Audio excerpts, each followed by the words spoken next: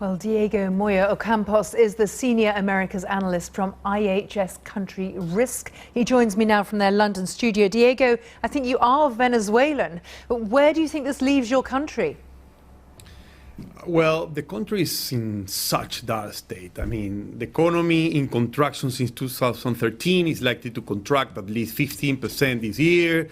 Inflation, already the highest in the world, is likely to continue escalating, and shortages of food and basic goods, including medicines, are only likely to continue intensifying. Now, if you add that to a potential of U.S. sanctions on the oil sector, Venezuela's main source of revenue, which represents 25% of GDP, 50% of fiscal revenues, and 97% of revenue from foreign exchange, I mean, the outlook for day-to-day Venezuelans can't be worse. So the only thing that could perhaps stabilise it is political dialogue. But I see that the opposition leader who did take part, Henri Falcon, has said, I want a rerun. We could run this election again in October. I'm not accepting it. Absolutely. And I think in general terms, Venezuelans, good faith Venezuelans who had been trying to push for an electoral solution or for a dialogue and a conciliation with Nicolás Maduro's administration have already thrown the towel. They have given up. All the efforts for a dialogue and a conciliation for the government, or to trust them that there could be any form of free and fair elections, I think have disappeared now.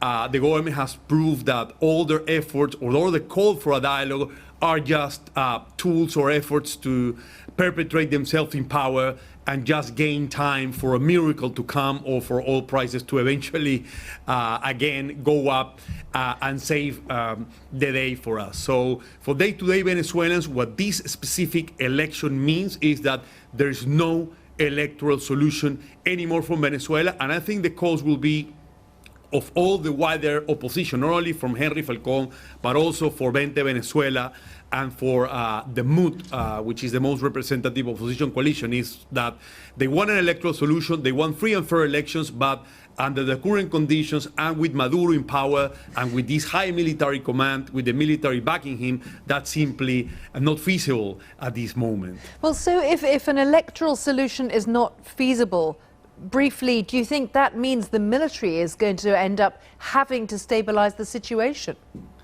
That's a thing, no? And that's very unfortunate. I think the problem here is that after nearly 2 decades of Chavismo, the last 6 under the leadership of Nicolás Maduro, what we've seen is a systematic effort to replace democratic institutions by revolutionary institutions. What we have now in Venezuela is just one institution in place: the military. The military is the only institution with the capacity to put pressure on the different political actors to obtain certain outcomes, to put pressure on the government, to put pressure on the electoral authority, to put pressure on the Supreme Court of Justice.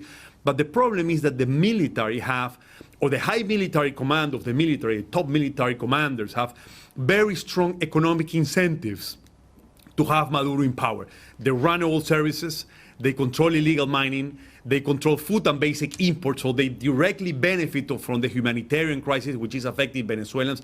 They control the security apparatus, so they control and they repress social protests before these became widespread, escalate, and can threaten the government. And again, with the military strongly supporting Maduro, it's little what we could expect coming from their side. But if someone has a solution, certainly, unfortunately, in the domestic order, is the military, because the stronger the protest, the stronger the repression.